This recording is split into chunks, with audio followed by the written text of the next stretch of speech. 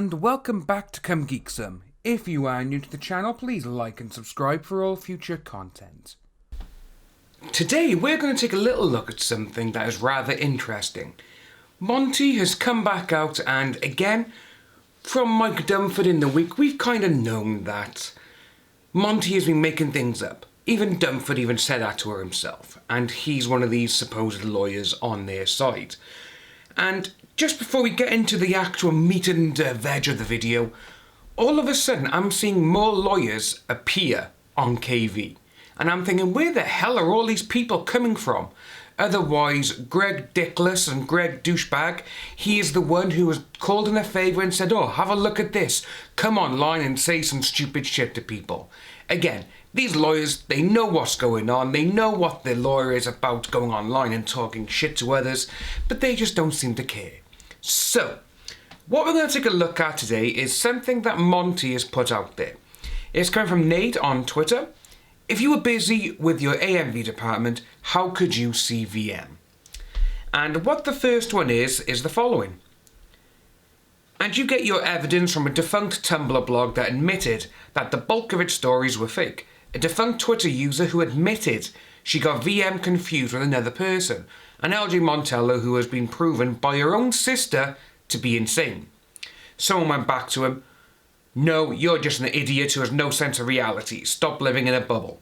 This comes from people now on KV who literally live in their own little bubble. And then you get Monty, who has come out and her name now is We Deserve Better Than Biden. It's funny how they keep on as though none of us saw him for ourselves. Oh, and it's cute how they think my sister, who I've barely interacted in 25 years, is a source of anything.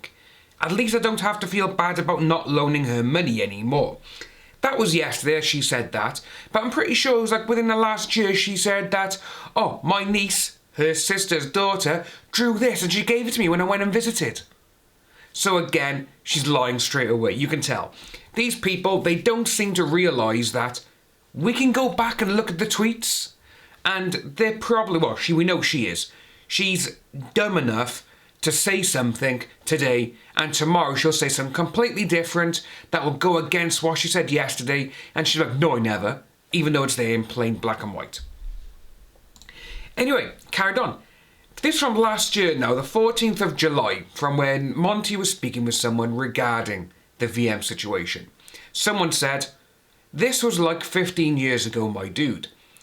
Also, we were busy running our respective departments. Most of us were not exactly taking photos of every event, but rather mitigating the fallout so attendees would be safe and the show could go on.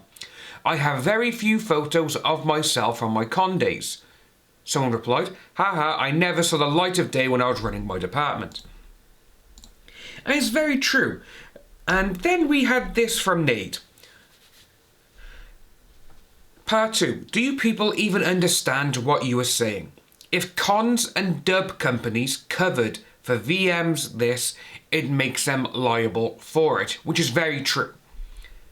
So, with that there in mind, obviously we're saying that if Funimation did cover everything up, if, all these other ones, then Monica and Jamie and all these people, they could be able to sue them because of what happened to them.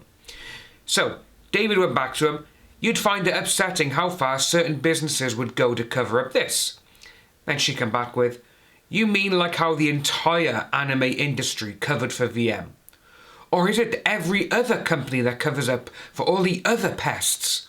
I feel you're so close to having a breakthrough here if you can just draw a straight lie. Again, she's missed the N out and she's just now like, oh, I'll say this, because she thinks she's clever, but she's not. She's really one of the most stupidest people on this platform. Anyway, David went back when, then why aren't you turning on Funimation? By that logic, they were covering for VM for years, right? Oh, and funny that you, of all people, mention this. Say, have you made up with your sister yet? And what we have is the photo of LJ Montello literally iron grasping two 15, 16-year-olds who were underage at the time, literally planting her tongue into their faces, and then we got her sister basically calling out and saying, yeah, she's an absolute nut job and we don't want anything to do with her. So that just goes to show that when you see all of this, and she's like, oh yeah, I haven't seen my sister in 25 years, I don't do this, I don't do that. And it's like, come on, are you really this stupid? Well, she is, we know that. But I just saw this and I just found it so goddamn funny. Mostly because, well, when you have people in your own cause saying that you make things up to fit your own agenda, you can't believe them anymore with no matter what they say. Every single thing that they say is going to be taken with a grain of salt, which is the best way for it all to be done this day and age, especially with someone like Monty. But everything I've just read this morning regarding this little situation, I'm just thinking now, Monty, just give it up. No one's going to believe you anymore. Literally. Because you have said you were too busy running your department, you didn't see anything happening on, but then all of a sudden, a couple of weeks later, you're like, oh no, I saw everything. Then you change your story. Then you change it to another story. Then you say it happened to you. So, this is why people don't believe you, Monty, because you make up so many lies. And there's so many different stories out there that you've told. No one's going to believe you. If you are new to the channel, please like and subscribe. Hit that notification bell for future updates. And I'll see all you wonderful people soon.